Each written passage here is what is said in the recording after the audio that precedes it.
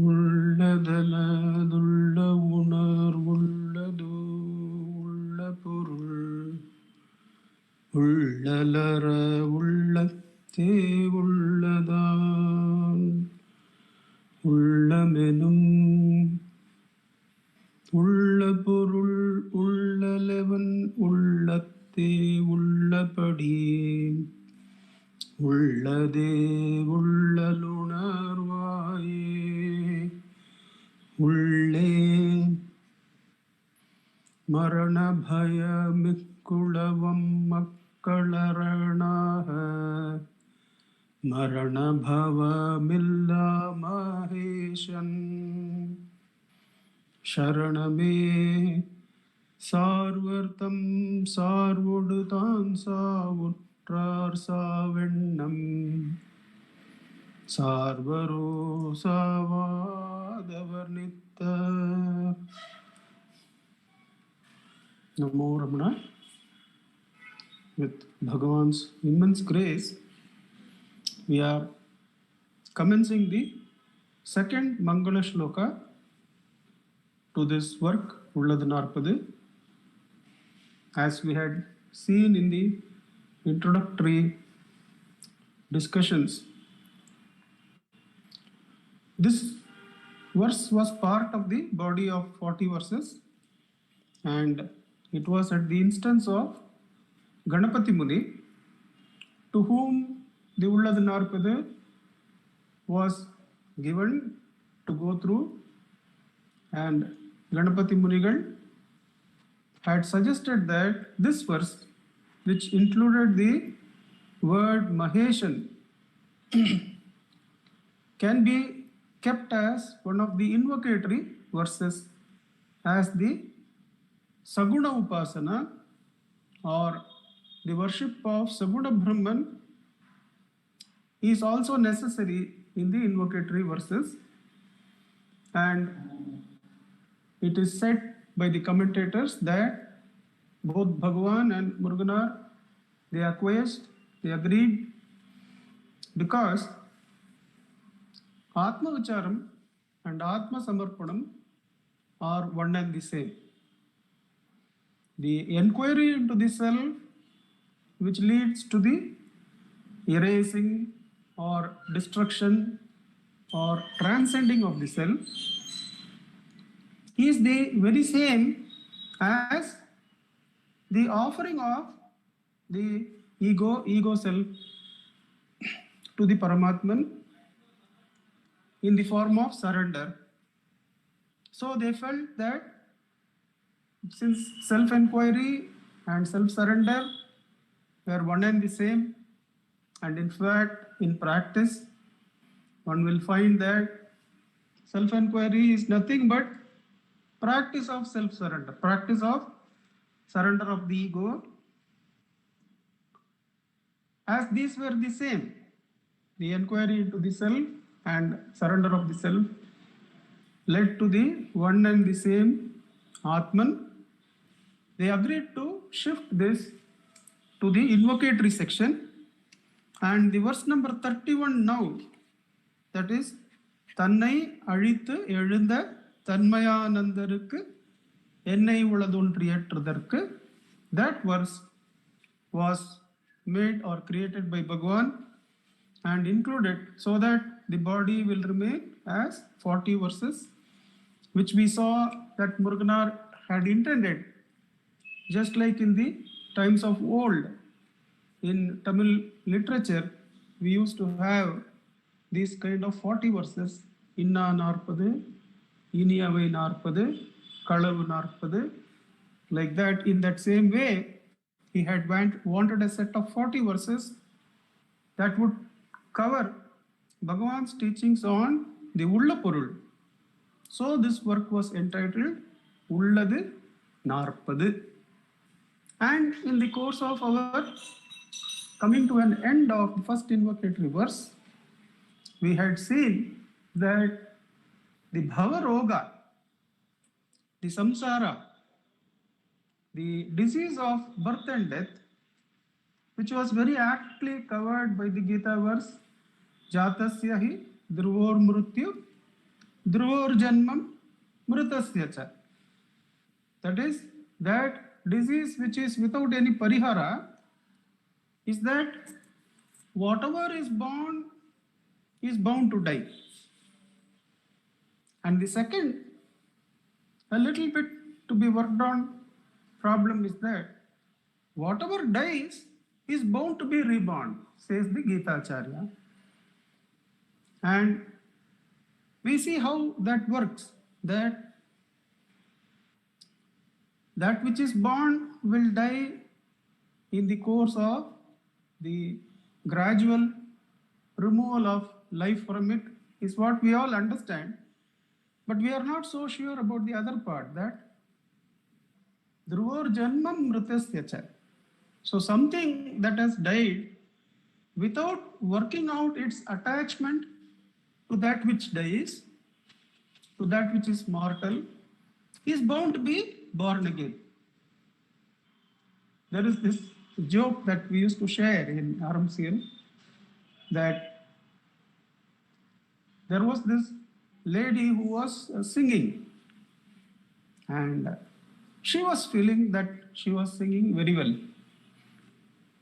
And on completion, those in the front row, they are the ones who usually interact with the artist.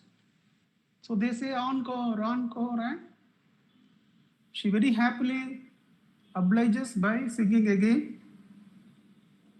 And at the end of that rendition, once again the persons who are to react to the artist, who are within the light view of the artist, they all say encore again, encore, encore, and she happily sings till the 6th or 7th time, and she is desperately tired, and she asks to the front row people before starting the 8th time, am I really so good?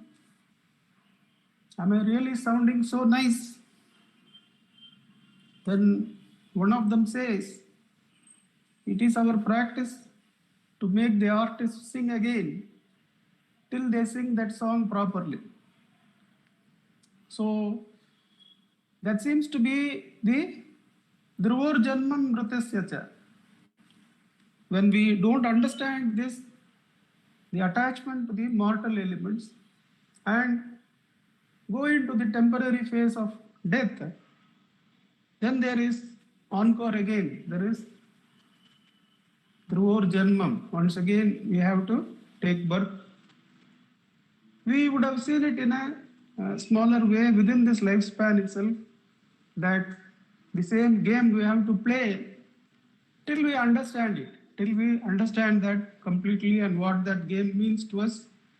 We may have to undergo that game again. So this bhava roga of Janmam and Mrityu, we saw towards the end of the discussions of the first verse, that the first verse tackles it head on by inquiring into the truth or veracity of Janma itself. That if the whole game of Janma and Marana are temporal and are unreal, then why not catch the bull by its horns and inquire whether we are really born out of the self, whether birth is real. And we saw that talks in many instances was an application of that, the core intent of the first verse, an inquiry into the rise of the I from the thought-free self in the heart. Are we really born? If birth itself is unreal, if bondage itself is unreal, then where is the question of death? Or where is the question of seeking liberation? So the first verse we saw catches the bull by the horns, or catches this bhavaroga by at its very origin. Before the roga begins, it is attacked by the attention. and taken to the source. Whereas the second verse,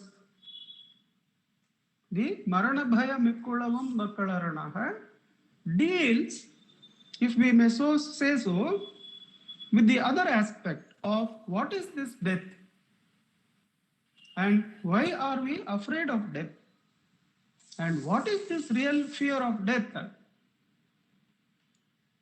Now the why question will be dealt with by Bhagavan in his first death experience, and what is it that we are will be explained in detail by Bhagavan through his second death experience. So we will be going through both. Primarily, this will be an asking or a request on my part to you to go through both those incidents narrated in Bhagavan's own words. The first death experience, which is his enlightenment experience, and the second death experience somewhere in the 1910s, the second decade of the 20th century, where Bhagavan was in the Virupaksha cave.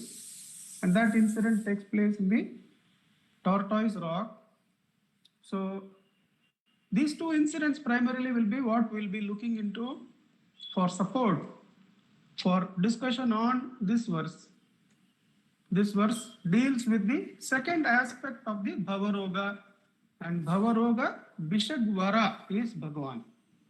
Bhagavan is the doctor, the supreme doctor of this Roga, this disease of samsara, which is entitled as Bhavaroga, or the disease of birth and the upwards death. So we go into this verse with that kind of introduction to where we are. Let's go through the first death experience of Bhagavan, though not word for word. He is as a 16-and-a-half-year-old boy. He is in the first floor room of the Madurai house near the South Tower, the Dakshinamurti Tower of the Madurai temple in Chokkapanayakan Street. And in that room, he says, he had this intense fear of death. That intense fear of death is the phrase that he uses in the beginning of this verse. Marana bhaya mikkulavam makkal aranaha. Aran means fortress, fortress of security. He is that Maheshwara who is beyond birth and death. He is the fortress of security to those who are having this intense fear of death. Marana bhaya mikkulavam. So the first phrase that we are going to inquire into simultaneously with the first death experience is that Marana bhaya mikkulavam makkalaranaha. What is this Marana bhaya mikkulavam? Why intense fear of death and not merely fear of death? There we get some clues in the Bhagavan's first death experience. In the first death experience, Bhagavan says, there was no reason, there was no proximate cause for the fear to come on. He was in his normal health, and even the usual fainting fits which would come were not of very intense nature, were very light, and the very same fainting fit of a very intense nature would come in the second death experience.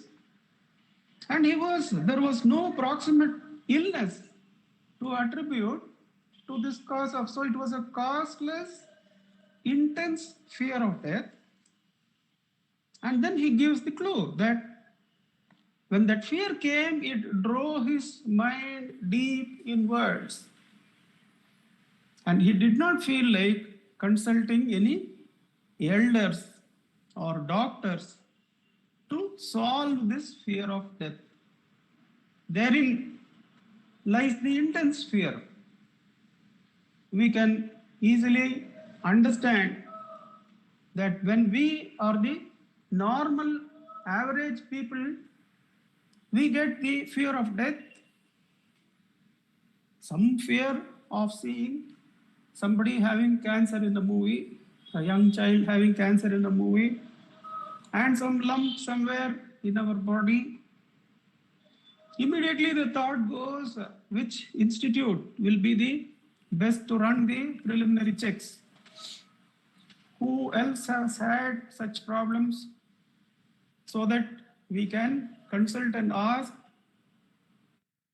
what kind of steps did they take, which doctor did they consult. But Bhagavan says, when this fear of death came, he had no thoughts of consulting any seniors. Because he was a youngster, there could have been this option to ask his brother or I think it was the uncle who was in charge of that home. He could have asked, what is this? But he decided that this is not to be asked with anyone, and I have to find the answer here and now. Now therein lies certain clues to us as to the intensity of the Marana Bhayam. So let us take it a bit slow there. It's very obvious that he feels that there is no solution in the sensory world, that the driving inward is automatic, because he understands that to this fear of death, there is no solution in the sensory world, because the senses themselves are mortal, and therefore whatever they bring into light must be mortal too. So his mind doesn't go outside like that. Does his mind think of doctors who can set right the lungs, which means any breath related problem? Who can set right the mind related problems or the intellect related problems by counseling? He doesn't feel the necessity or the availability of solutions there. He wants to find the solution here and now.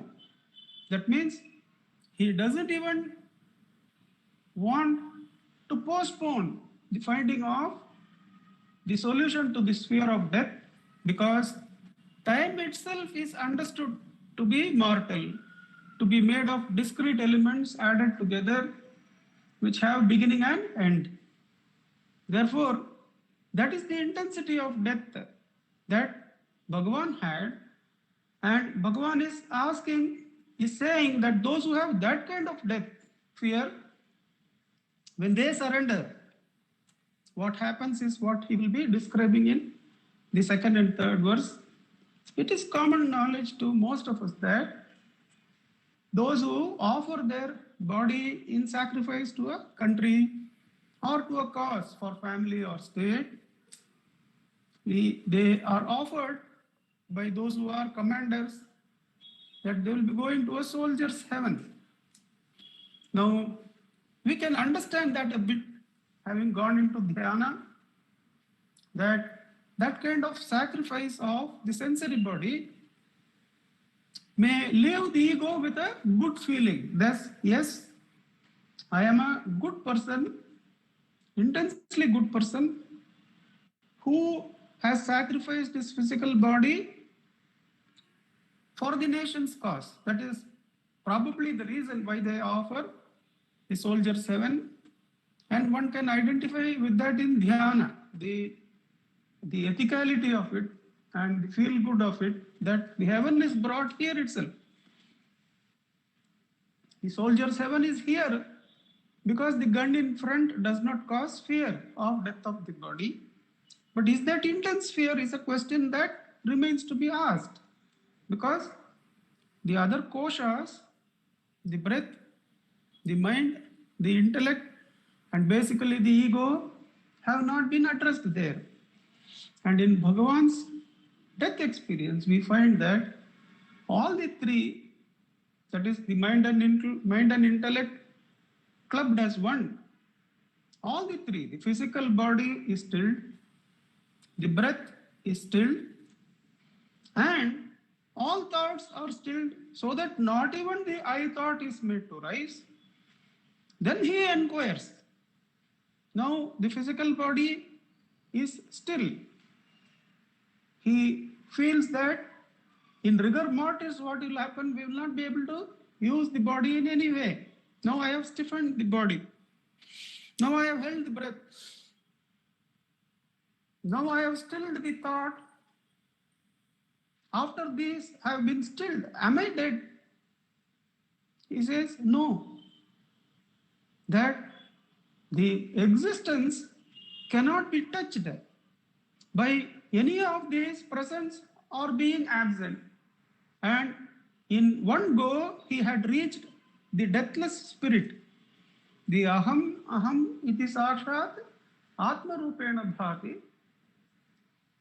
And it was not a temporary experience then to be covered by ignorance again.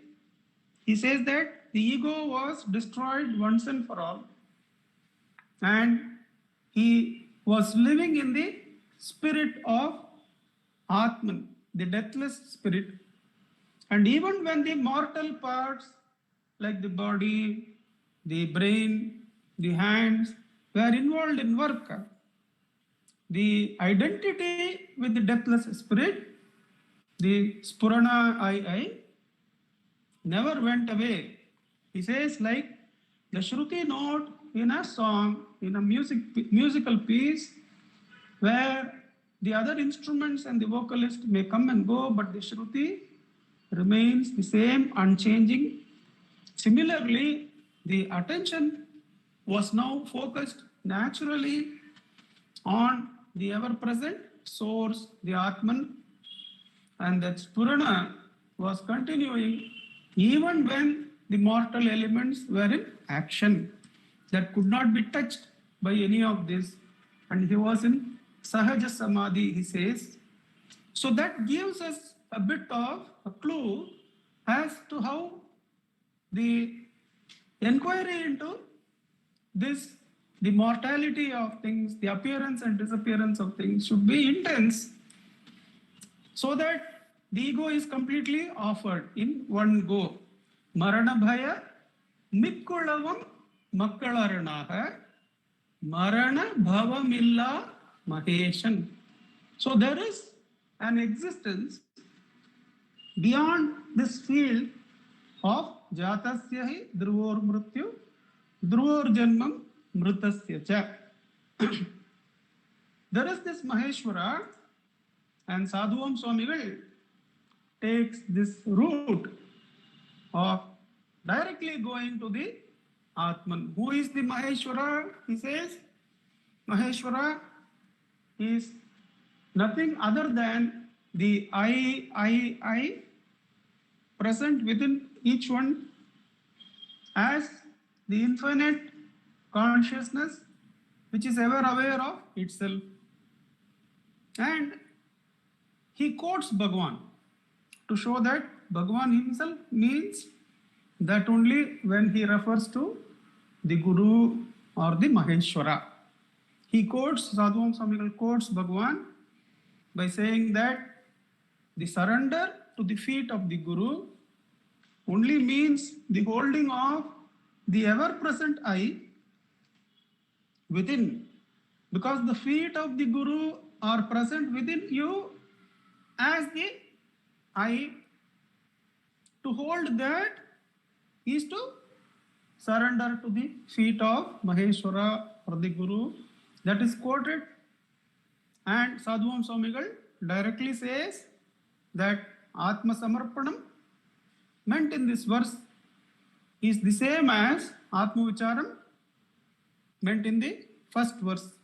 But we are going to take a little bit of inquiry into that area before we come into the Atma Samarpanam point.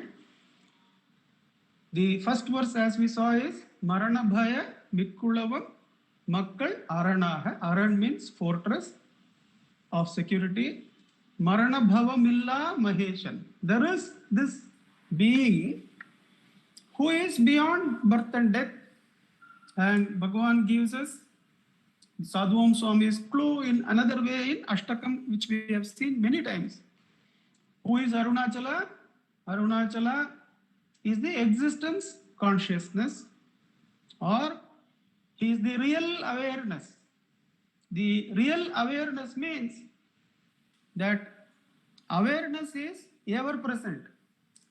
That awareness is aware of its eternal existence. Irundolir unaividu tadutidal devam. To search for a God living you, who is existence consciousness, is like iruttinai vilakkeduthu adutidalekan. Is like trying to search for darkness, holding light in hand. That's not going to happen at all, because this light will be dispersing the darkness. You will never be able to find the darkness like that. So, and it is so foolish that you are holding the light which you really want, and you are seeking darkness which you really are trying to avoid. So those are the implications of those verses in Ashtakam. Now, the third line is Marana Bhavamilla Maheshan. Sharaname Sarvardam. Sharanam is the feet. The feet of Maheshwara. To those who surrender, those who with intense fear of death, they surrender to get rid of that fear. Whom they should surrender to? Should they surrender to the ones who are subject to birth and death, like the elders or the doctors or even time? No. These are all to be, when the mind wants to go in this direction, one has to draw it back and take it to the one who is beyond birth and death. So when they surrender to the one beyond birth and death, Sharaname Sarvar, the ones who seek the feet of the Lord who is beyond birth and death, Tam Sarvadudan Savutrar. With their surrender, they lose their individuality. They are removed of their individuality. Savutrar. They attain death. What they are fearing as the unknown, they get into their hands and they attain it. They reach it and clearly see what this is. Oh, and transcend it. Savutrar. They attain that and they clearly understand that this is nothing to be feared. Death is freedom. Death to a habit is freedom from the habit. And the root habit that we all have, that Bhagavan says, is to call ourselves as this mortal body, the mortal breath and mind included in that. The body includes the Panchakoshas, or the three types of bodies. All the three types of bodies are included in the term body. So the root habit we all have, says Bhagavan, is the ignorance that we identify the consciousness which is limitless, birthless and deathless with the mortal existence of the body. Now that habit, to get rid of it, to die to it, is actually freedom, is actually liberation, is actually the knowledge that bondage does not exist. But not knowing this, the jiva continues in its ways of ignorance and it doesn't opt for self-inquiry or self-surrender. And the self-surrender is what is mentioned here. Marana Bhavamilla Maheshan Sharaname. Sharanam, of course, the feet of Maheshwara we saw, is the I present within all the jivas. Now, Sarvardam Sarvadudan Savutra. The moment they surrender to Maheshwara, he plucks out their separate individuality. Now, this is a point where the interpretation is opened, where we can go directly to Sadhuam Swami's interpretation, which is that this verse is the same as the earlier verse, or we can open up the field of interpretation here to see that is it merely the laws of doership as mentioned by certain systems, or is it the complete erasing of all individuality? So that is a point of discussion we can take up so that we understand it clearly and then understand what Bhagavan means by surrender here. Now we find that this loss of individuality is present in the belief systems of the Dvaitam. In some sense, the laws of doership. In Visishtadvaitam, of course, in Buddhism, we have that. Primarily, the understanding is that the individuality can be lost when one finds the whole creation as a flow with one current, with one doer. With one doer, the whole current takes place, and one is able to see that flow. Then one understands that one is not a separate individual, that one is part and parcel of the flow. And this primarily we find in many explanations for this. In Buddhism, there is this concept of witnessing, that is the field of individuality is closely connected with the good and the bad that arise. So when we are free of the good and the bad, the right and the wrong, and witnessing comes in, then we are able to witness the flow of events. The whole field of good and bad, the connective field of karma, it flows before the witness, the sakshi. Of course, we have seen in Anubandham that the Sarva Sakshi is also called as Ishvara. One of the ways in which Ishvara is referred to in verse number 7 or 6, if I am not wrong, of Ulladu Narpadu Anubandham, we saw that in Shankara's words that the Devanya Yarmanam Teruvan Enmanam Aviyam Ennal Aripadume. So that verse, we saw that the Guru asks the Sishya asks earlier, who is Devan, who is the Ishvara? Then the Guru says, Ishvara is the one who is a witness to the flow of the mind, flow of the world. Then the Sishya says, but my mind, the mind, is witnessed by me. I can witness my mind without the right and the wrong. Then the Guru assures, then at that point you yourself are the Ishvara, you yourself are the witness, the unaffected witness of the flow. There the individuality merges into the flow, but still the witnessing is retained.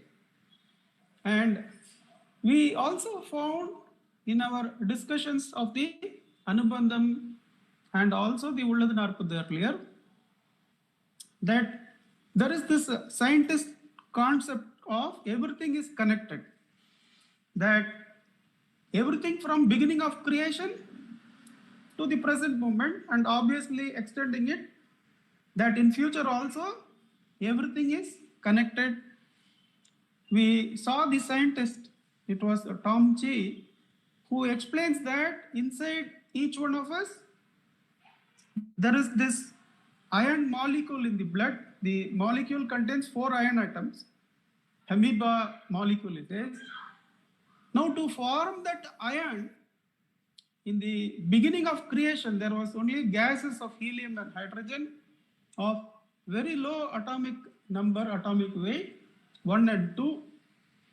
And the iron has somewhere in the 40s, 48 or so.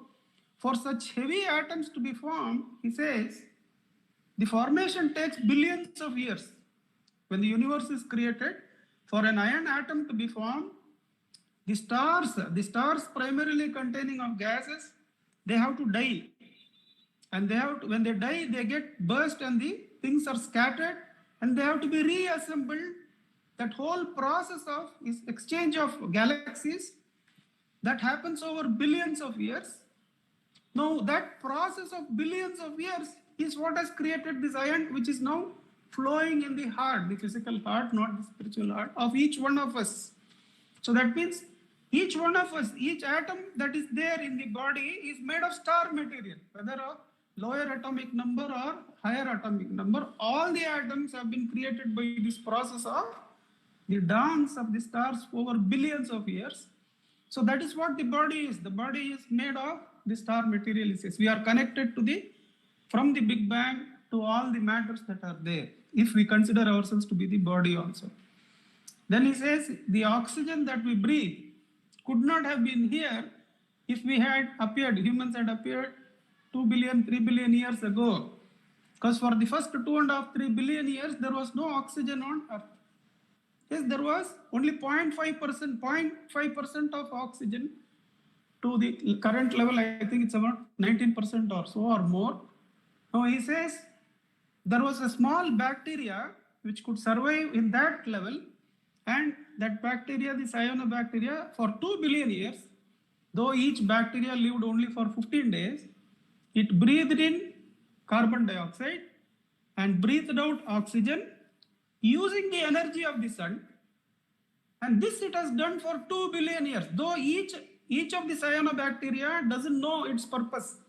He says each one of us can identify with that we are part and parcel of this connected game.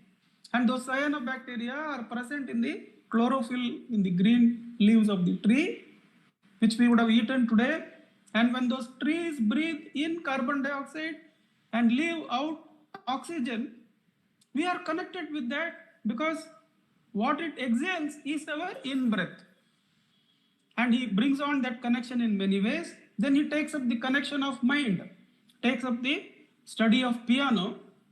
700 years back, the muscular movements, the coding in the neurons could not have been present because piano was not manufactured. After that, how the whole creation of human beings with their physiological structure itself, the DNA, the neurons being created, being changed so that they have the ability to use the piano. And the knowledge of the piano is shared.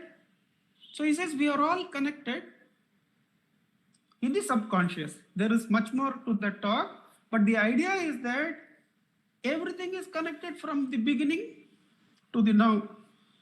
What it means practically is that me as an individual doing something is completely meaningless, whereas me as the part of that connected flow from the beginning of time is all important. Every word I say is all important as a connected thing because the whole of the future is very much dependent on how each one of us functions. So as an individual, by myself, for my own sake, it is worthless. Whereas when I see that I am part and parcel of the flow, whatever knowledge I have has been derived from the connection from time immemorial and makes sense for every moment in future, then there is meaning. And in that connectivity, I lose my individuality. So that is one way of understanding that the individual merges in the flow. But this, the intellect can override this. The intellect can override the intellect has grown, the present intellect has grown to such an extent that it can delude itself that it is practicing flow, whereas all the time it will have areas in which it is still stuck. And that is where we have to cross over from the Dvitiya Bhavana of merely understanding the flow or merely saying I am the witness, because the intellect is so advanced and it can delude itself into feeling that it has actually surrendered. It has to now go to the actuality of crossing the whole of the individuality by going for self-attention. That there is nothing, no flow to witness. Bhagavan says, who inquire, who is the witness? That is the attention which feels it is without the right and the wrong and is witnessing the flow of the world. Bhagavan asks, turn it on yourself. Are you not present? Who is witnessing the world? So stop saying that or stop claiming that you are witnessing the automatic flow of the world where individualities are not there, where everything is connected, and ask for whom is this thought? That self-attention, that ulla unarvu is the transcending of this whole area of birth and death. Because even in witnessing, there is Triputi. There is the one who is witnessing, there is the act of witnessing, and there is the witnessed. So there is a division between three entities. And Bhagavan says that is where the witness has to now inquire who is the one who is witnessing and turn that witnessing attention on oneself or surrender that to. The surrender, how can surrender let go of the supreme witness? Because surrender in essentiality is letting go. Though we may be holding a form in letting go, but essentially it is letting go. It is letting go of the simplest of troubles to the one God. Then the art of letting go is learned by the consciousness. So the last form that is there in front of us, the Maheshwara's form, is also automatically let go of, and one becomes self-attentive, or one finds the self-attentive self to be the reality. I had shared with you the journey of that lady who was a Ramanama Japi, how the Ramanama had become an effortless presence, that she was merely a Sakshi for the world going on. And at that time, Rama had brought, or that witnessing had brought her to the Atma Vichara session, where she started doing who am I, that I, the who am I, consuming the Triputi of witnessed, witnessing, and the separate supreme witness. So the Ishvara is also to be taken into the self. That can happen in these two ways, either the self-attention of the first verse or the letting go, the surrender of the second verse. It leads to, both lead to the Atman, which alone is, which is completely bereft of thoughts, which is completely bereft of even this Purana, and is merely the Sadvastu, this Swarupa. Into that you abide, says Bhagavan. Sarvodudan Savutrar, Savendam Sarvaro, Savadavar Nittar. Now, they are the eternal self. They don't rise as the I thought. Why will they take the thought of death? Why will the thought of death appear to them? No, they are the eternal self, says Bhagavan. So to sum up that verse, Marana Bhaya, Mikkulavam, Makkalaranaha, Marana Bhavamilla, Maheshan, Sharaname Sarvartam, Sarvodudan, Savu Utrar, Savendam Sarvaro, Savadavar Nittar. That is, the ones who have now completely inquired into are now completely filled with that intense fear of death, and they surrender to the one who is beyond birth and death, the Maheshwara. Then that Maheshwara or the Ulladu Narpadu, it relieves them of the separate individuality, which is not merely seeing the flow or being the flow or witnessing the flow, but is completely being bereft of the separation of witness, witnessing, witnessed to. Sarvodudan Savutra. They completely understand all these are dieable and they attain death. That death is Purna. Even the witness, witnessing, witnessed is now completely dead too. One is completely dead and one is not dead. By being dead to that which can die, one attains immortality. Sarvodudan Savutrar, they attain that death, they attain that completeness of the mortal area is now crossed. Savendam Saroro, the ones who do not rise at all from their eternal being, will they get death thought? Because they are not born. Savadavar Nittar, they are the eternal ones, because they are the same as the ones who have surrendered their birth consciously in the first verse. These are the ones who transcend the whole area of mortality. by letting go, by surrendering. Savadava Pitar. They do not entertain thought of death because they are ever present as the eternal self. Om Namo Bhagavate Sri Ramanaya. We can sit in Atma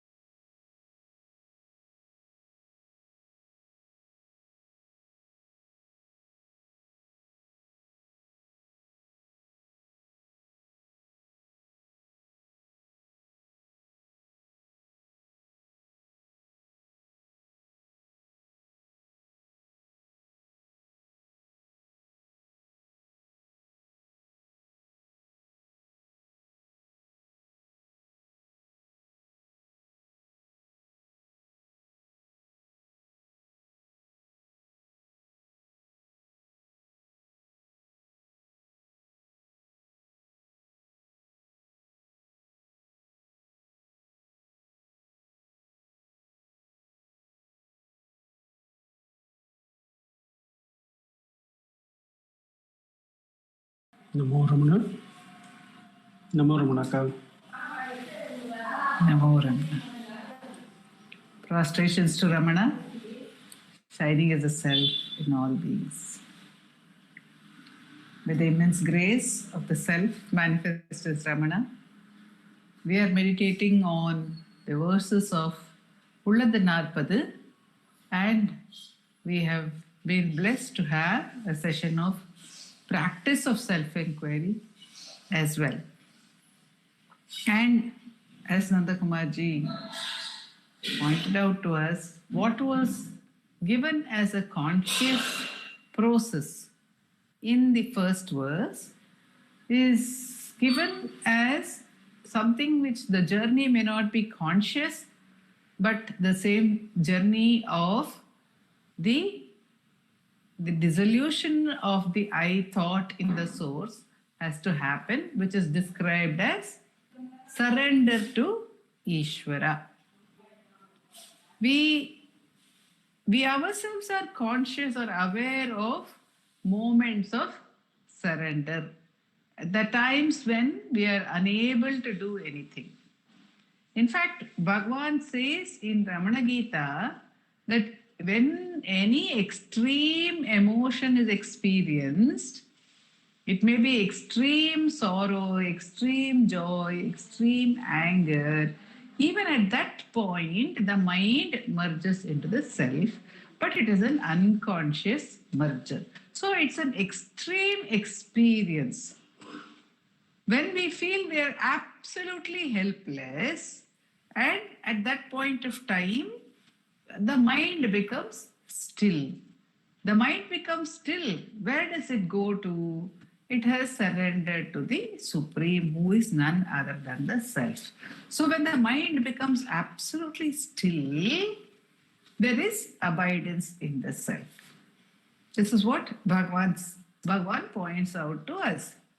And Sadhu Om Swami says, in one of his compositions, he says, Unnai vida unnmel kavalai ulla peruman Ramanan andro. The Supreme One, Ramana, the Ishvara, is more worried about you than yourself. Than you are about yourself. முன்னர் இதனை உணர்ந்து விட்டால் முடிந்ததெல்லா சாதனையும், he says. He says that every thought arises only because of the anxiety to take care of ourselves. There is a feeling that by thinking I can take care of myself, or I want to take care of myself. In order to do so, I think of some ways or means whereby I can take care of myself. But if I feel that the Supreme Force is more anxious than I am to do so, if the Supreme Force is ready to take care of me and is better equipped to take care of me as well, then what do I need to think about? I don't need to think about anything. It is when I don't have to take care of myself, I don't have to think about anything. Or when I am incapable of taking care of myself, then obviously there is no point in thinking.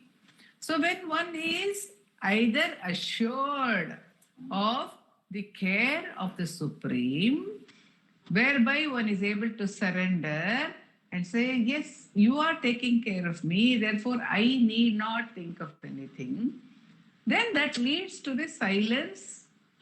And that silence has to, of course, be stabilized. It has to be known to be the Atmanubhava.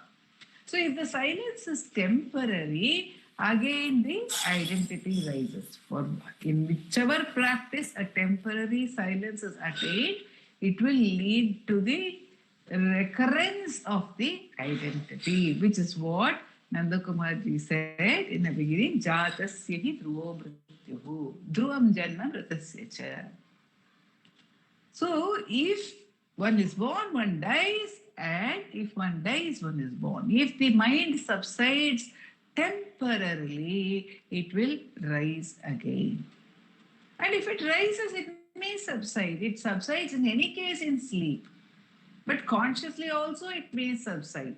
But unless as Bhagavan has told us in this verse, unless the I thought is completely eradicated, it cannot experience or be steadily abiding in the self. It will rise again.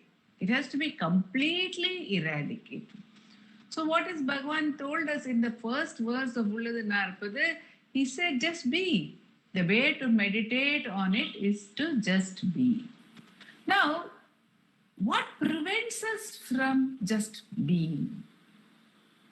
What prevents us from just being is some rise of desire, some thought of being able to attain something in this world, in the external experience. We believe that something can be caught from there, something can be attained from that. So, when does this stop?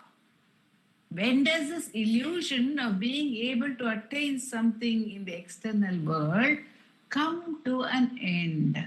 It comes to an end when one recognizes the absolute reality of death. So when one recognizes that death is real, my death is real, when one is able to face this, then what happens? Then there may be the fear, as Bhagavan said, the intense fear. And this fear, an intense fear, stills the mind. Because at that point, when I am going to die, I realize that I am absolutely and utterly helpless. I have no control even over the continuation of what I take to be myself. So there is a fear. Now, this fear, when it is intense, only then it leads to total surrender. If it is not intense, it will not lead to, it will not lead to complete surrender. So Bhagavan, through his experience of as a 16-year-old boy, which Nanda Kumarji explained to us again, and the Mananam on which any number of times is elevating, through that experience, Bhagavan has shown to us that the fear of death must be intense for us to surrender. In fact, in one of the conversations that devotee has with Bhagavan, Bhagavan says, death is not something unknown to the people at large. Everyone knows about death. Everyone knows it is inevitable. Everyone knows, they see people dying around them. But that is called smashana vairagya. When we see death, at that moment we feel, oh, everything is transient. I must turn to that which is the truth, which does not change, which is everlasting. I must turn to that truth. What is the meaning of all these things which are transient? That thought comes when? At the time of death of a near or dear one, at the time of going to the crematorium, at the time of the thought of it. But then it passes. So, unless the thought of death or the fear of death is intense enough to make us want to surrender, to make us understand that the only answer is to surrender. Maheshan Sharaname Starva. So one has to surrender. What does one have to surrender? What is there to surrender? All one's thoughts have to be surrendered. And all these thoughts, Bhagavan tells us, are dependent on the I thought. It is only the rise of the I thought that makes the entire world appear. So this I thought has to be surrendered to the Supreme. Surrendered in the knowledge that this I thought is death. This I thought is actually death. What is death? This I thought is death. The I thought is fear. It is a very personification of fear. because the opposite of desire is fear. The other side of the coin is fear. So there is constant, every moment of the identified existence is both desire and fear. So if it is taken to its zenith, if it is taken to its ultimate intensity, if it is faced, if I face the fact that this I thought is nothing but fear, then I will be ready to surrender it. To whom should I surrender it? To the one who has no death, to the one who is immortal. The answer cannot be with somebody who is mortal or something which is mortal, something which is transient. How can something which is transient be an antidote for transience? How can it be the answer? How can somebody who is mortal be the answer for my mortality? It cannot be. So there has to be surrender, says Bhagavan. This surrender has to be intense if one has to lose the sense of identification. Bhagavan is talking here, as Nandakumarji has told us, not of a halfway house, any partial surrender is not being referred to in this verse. Bhagavan has said partial surrender can be practiced. Why? In order to reach complete surrender, not as an end in itself. So halfway house is not being discussed over here in this verse, is not being indicated over here. What is indicated is the total dissolution of the ego. Because Bhagavan says, such a person who has surrendered, that person's ego is completely annihilated. Completely annihilated. So it can be complete faith. But sometimes negative emotions are stronger. Fear is stronger sometimes. And therefore, fear gives absolute silence and faith in that supreme self. So with that intensity, when one dives in, then the I thought is dissolved. But many have undergone near-death experiences. There the duality remains. This is not, Bhagavan is not talking about that. And in many instances, miracles have happened in the lives of devotees. So many devotees who have been saved from the jaws of death by Bhagavan. That moment of surrender, in terms of praying to him, is also surrender. There's no doubt about that. There will be prayer, and sometimes the prayer is answered and the devotee recovers, continues. So many instances are there. Among them, very well known is that of Jagadishwara Shastri praying to Bhagavan, you must extend my life. But that is a different prayer. Here, Bhagavan is talking of I don't even have that ray of hope to pray. The fear is so intense. The hope is totally gone, as Bhagavan, again, in his instance, he says that death has come. There is no escaping it. So we have in the Puranas the instance of Markandeya, who took refuge in Shiva. And Shiva has actually gave a blow to Yama, to death. So taking refuge in Shiva, in the self, means that Shiva destroys time, the element of time, by destroying the ego, which alone is time. And time is death. So when the ego is destroyed, no longer does time exist, no longer does death exist. And therefore Bhagavan says, we are immortal. And Muruganatha Swami says, if you thus surrender to Bhagavan, then Yama says, I will not come anywhere near you. Un adiyar, adiyar, adiyar, un adiyar, adiyar, adiyarayum. I will not even come near those who are devoted to such people, and not even to their devotees. Like Bhagavan says, Anbodu Namankela Anbartam Anbarikku. Muruganatha Swami says, death cannot approach. So Bhagavan says, you have become immortal. Maranabhayam ikkulava makkarananaha Maranabhavam illa maheshan saraname sarvartam Sarududan savutrar. Then savennam sarvaro. Can there be a thought of death, Bhagavan says? Because death, thought alone is death. So very beautifully he is indicated here, as Nandukumarji said, he leads us to the inquiry by saying there won't be any thought of death. There won't be any thought.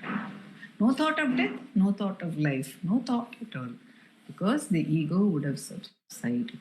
This is the point to which Bhagavan's grace is taking us again and again by understanding, by taking us to the understanding, for whom is death? Even in that prayer to Arunachala for his mother's recovery, Bhagavan says, oh Arunachala, accept her in your, embrace her in your flame of knowledge. Jnananga mahat cheidu. You see, you make her. Earlier than that, he calls him that Kala Kala, referring to Markandeya incident. Un Kamalappadam sarda balan inna eendral. But even when he is thus praying, he says, Arayir kalaname yaar. What is death? Who is death? Who is death if inquired into? And the surrender is to drop thought, which is the inquiry into the nature of death. To drop thought by asking, who am I? And then complete surrender takes place. Because who am I? Cannot even protect myself. Who am I who is completely subject to death? If this I is going to die,